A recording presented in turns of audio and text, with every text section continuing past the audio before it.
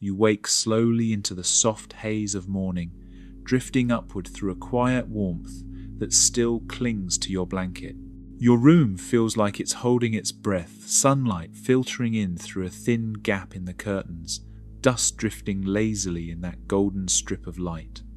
Your desk sits in its usual place, papers stacked, a pencil rolling gently as if nudged by a passing breeze. Your old TV hums with a faint leftover warmth from last night's static.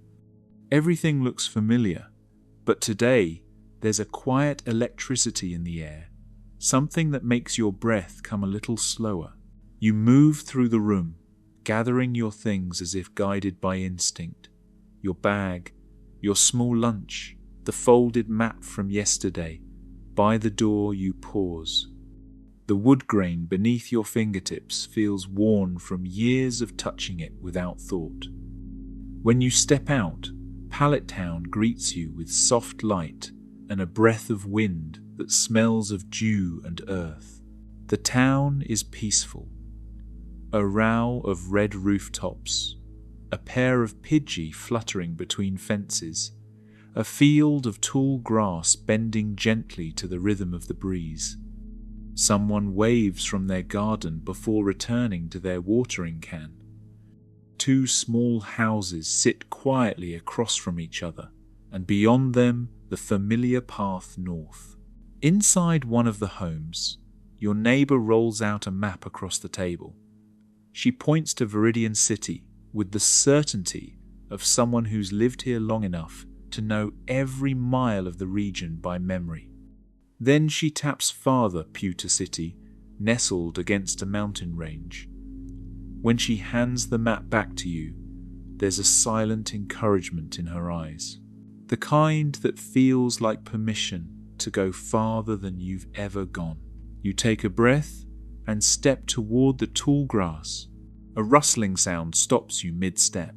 Something stirs in the patch just ahead, a quick dart of movement you barely catch. Before you can react, a sharp voice calls out behind you. Professor Oak jogs up the path, coat swaying behind him, hand raised in warning.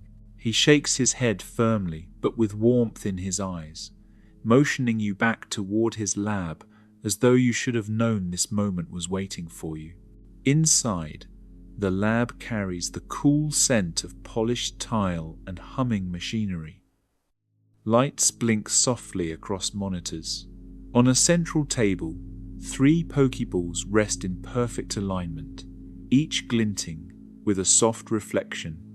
Your rival stands nearby, leaning against a desk with an impatient bounce in his heel, watching you with a competitive half-smirk.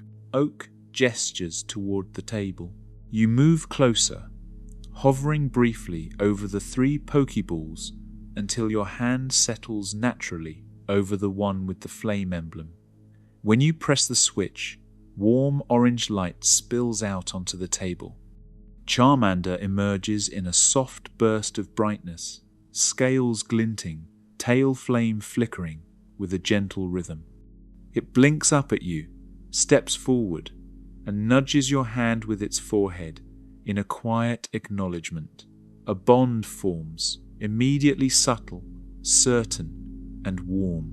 Your rival picks up Squirtle's Pokeball with a proud, sharp motion. Blue light bursts forward as Squirtle materializes, sturdy and balanced on its small feet, giving a confident snort toward Charmander. Your rival tilts his head, issuing an unspoken challenge. The two of you step outside, almost without thinking. The open dirt lane becomes an improvised battlefield. Charmander's tail flame brightens. Squirtle takes a defensive stance. The first move comes quick. Squirtle lunges with surprising speed, kicking up a cloud of dust. Charmander darts aside instinctively, sending a light scratch across Squirtle's shell. Squirtle responds with a weak jet of water, more warning than threat, but enough to make Charmander shake droplets from its snout. You guide Charmander with a small gesture. It circles, feints left, then jolts right, catching Squirtle across the arm. Squirtle tenses, steadies, then stumbles slightly. Your rival lifts his Pokeball, recalling Squirtle with a short nod that carries both respect and determination. He tosses you a quick, wordless, next-time glance before heading off with long, confident strides. Professor Oak meets you at the lab door and hands you a parcel wrapped in twine. His gesture toward Viridian City is small but decisive. The errand is simple: deliver the parcel. But it already feels like something bigger than that. Route 1 stretches north, bathed in morning light. The grass rustles with soft movement. Pidgey lifting off from the ground, Rattata darting from shadows, their tiny forms quick and alert. Charmander walks at your side, occasionally turning to glance up at you as though checking to make sure it's keeping the right pace. The warmth from its tail flame glows faintly in the passing shade. A small ledge ahead drops to a lower path. You hop down effortlessly. Charmander follows with a light thud. Viridian City rises slowly in front of you, rooftops in shades of cool blue, a fountain splashing quietly in the center, windows catching the sun. In the Pokemart, the clerk's face brightens as soon as he sees the parcel. He takes it with both hands, grinning in recognition, then returns with a small pile of trainer essentials, potions, Pokeballs, helpful items for the road.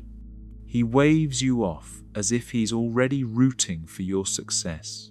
Viridian feels different now that you're passing through with purpose. You travel back toward Pallet more quickly this time, feet moving with confidence, Charmander's tail flicking lightly behind you in a lively rhythm. When you hand Oak the parcel, his eyes narrow in satisfaction as he examines its contents. He retrieves 2 handheld devices, the sleek red Pokédex units, and hands one to both you and your rival, who reappears with uncanny timing, arms folded but eyes bright with interest. Outside, your neighbor hands you a few extra notes, small, handwritten reminders and markings, the kind only someone who cares deeply about travelers would take the time to make. You tuck them away. The return trip to Viridian feels easier, more familiar. Charmander walks with more confidence. You pass the fountain again, watching water catch the sunlight in tiny arcs. Then you move north. Route 2 feels quieter than Route 1, narrower, shaded by tall trees. A small gatehouse stands with a ranger at the desk, who nods warmly before stepping aside to let you through. Charmander's tail flame flickers brighter in the dimming light as the two of you step into the entrance of Viridian Forest. The forest greets you with cool shade and drifting beams of sunlight that slice through the canopy. The shift in temperature is immediate, soft, refreshing, tinged with the faint scent of moss and sap. Leaves rustle overhead, and tiny specks float in the air like drifting stars caught between branches. Caterpie inch their way along tree trunks. Weedle cling to bark, antennae twitching as you pass. Silvery threads hang from low branches, catching glimmers of filtered light. Kakuna hang like quiet ornaments, perfectly still. Every step feels like it presses deeper into some place ancient. A bug catcher steps into your path with a respectful nod and a raised net, silently offering a friendly match. You accept. His bug Pokémon scuttles forward, tiny legs tapping the earth. Charmander meets it with careful precision, never too forceful, never reckless. When the bug tires, the boy beams proudly and hands you a potion with both hands, bowing slightly before retreating down the path. As you move deeper, the forest thickens, light dimming, sounds softening. A wooden log sits beside the trail, worn smooth by countless travelers who stopped to rest. You sit, letting the cool forest air settle into your lungs. Charmander hops up beside you, curling its tail flame inward to avoid catching the mossy wood. Its warmth radiates softly, steady and grounding. Distant hums echo deeper in the forest beedrill, perhaps far off past where the trees twist more densely. You stay on the worn path, feeling its familiarity guide you. Ahead, more light breaks through the trees. The forest begins to thin. A gatehouse waits at the edge of the clearing, and beyond that gatehouse, Pewter City. The gatehouse feels like a breath between worlds, warm wooden panels, a faint scent of dust and sun-baked stone. A guard sits at a small table near the window, his posture relaxed but alert. When you step inside, he looks up with mild surprise, then a quiet smile of recognition. He nods toward the door ahead, the motion slow and reassuring, as if to say, "You've already done the hardest part." Charmander pads beside you, tail flame reflecting faint orange swirls on the floorboards as the two of you cross to the far door. You push it open. Bright afternoon light spills across your face in a gentle flood. The shift from the dim, cool forest to the open world is almost startling. The path ahead widens, clean and firm beneath your shoes. Stone buildings rise in warm grey and soft beige. The rooftops take on muted tones of green and brown, blending easily with the rugged mountains that cradle the city from behind. Pewter City breathes differently than Pallet or Viridian. The air here is denser, older, touched by stone dust and a hint of evergreen. The hum of the town is calm. People speak quietly, move steadily, carry themselves with a quiet purpose. Children laugh near the fountain, playing with wooden toys shaped like small Pokémon. A slowpoke lounges near a bench, staring into nothing with a serene expression that seems almost wise. Charmander slows its pace, taking in the new textures of the world. The stone beneath its feet, the heavier scent of minerals, the faint echo of footsteps on hard surfaces instead of packed dirt. It brushes its tail near your leg, careful and steady, like it wants to confirm that you're absorbing everything with the same wonder. Ahead, a sign catches your eye, simple lettering carved into stone, Pewter Museum of Science. A couple of families wander up the steps, taking pictures beside the massive stone slabs arranged like ancient markers. The museum's wide doors stand open, sunlight reflecting off glass display cases inside. You can almost feel the cool interior from where you stand, but not today. The path draws you elsewhere. Charmander looks up at you, tilts its head slightly, then gazes toward the west. You follow its line of sight. There it is. Brock's gym stands with a gravity all its own, low, wide, and carved from solid rock. Its facade is rough-hewn, the edges uneven in a purposeful way that reflects the nature of the battles held within. The sign above the entrance sways just slightly in the breeze, casting small shadows against the stone wall.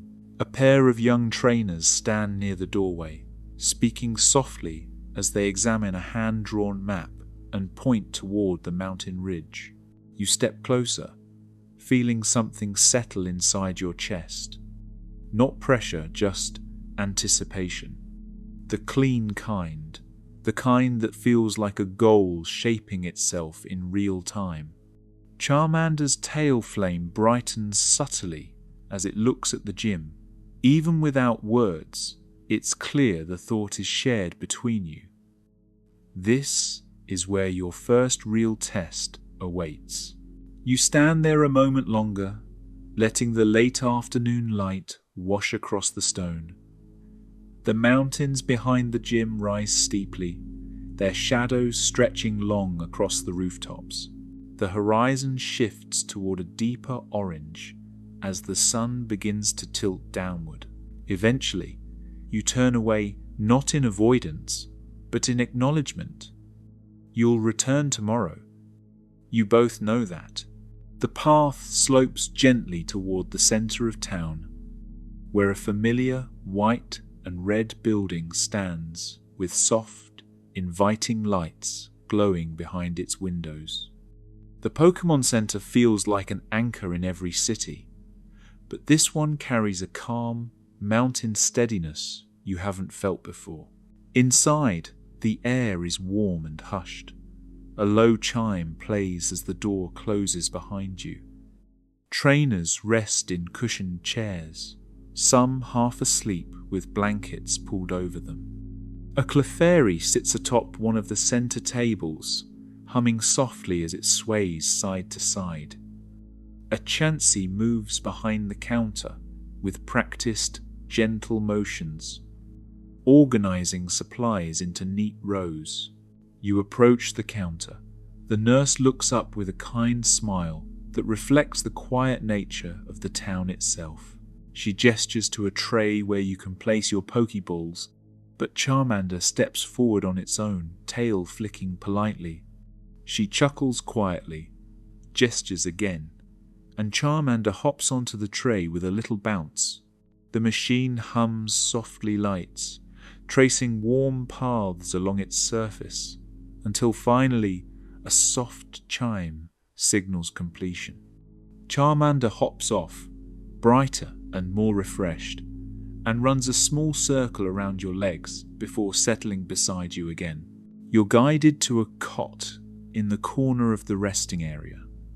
The lights are low, blankets folded neatly, pillows set plushly at the head. A small lamp glows faintly beside the bed, casting warm gold across the wall. Charmander climbs up first, curling at the foot with its tail flame facing away, painting gentle arcs of orange light against the far corner. You lie back, the mattress firm but comfortable. The hum of equipment and the soft rustle of other trainers, shifting in their sleep, blend into a soothing rhythm. Butterfree wings flap somewhere in the room, slow, sleepy, rhythmic. The air is cool, but Charmander's presence anchors a warmth at your feet that travels up slowly, relaxing each tired muscle. Outside the window, the last of the daylight fades behind the mountain ridge. The sky darkens into a deep blue, stars flickering into place one by one. Pewter's lanterns glow along the paths, casting long shadows that sway lightly in the breeze. The gym sign across town catches a faint glimmer before settling into darkness for the night. You let your eyes drift half shut. You think briefly about the day Pallet's softness, Viridian's steady rhythm, the cool hush of the forest. You think about tiny Caterpie inching along bark, the hum of distant Beedrill wings, the warmth of Charmander leaning against your leg as you sat on that forest log. Then you think of tomorrow, Brock's gym, standing quiet now but waiting quiet, steady, expectant. Charmander shifts closer, resting its head against your ankle with a small, content breath. The lamp beside the bed flickers once, casting a soft halo across the room before settling again. Your breathing slows, your thoughts soften, the world narrows to warm blankets, soft light, and the steady glow of your partner's tail flame painting slow, hypnotic patterns across the wall. And there, in the calm heart of Pewter City, With the mountain air drifting through the vents and the scent of stone and pine lingering in your clothes, you let sleep claim you gently quiet, deep, and full of the promise of tomorrow's first real step.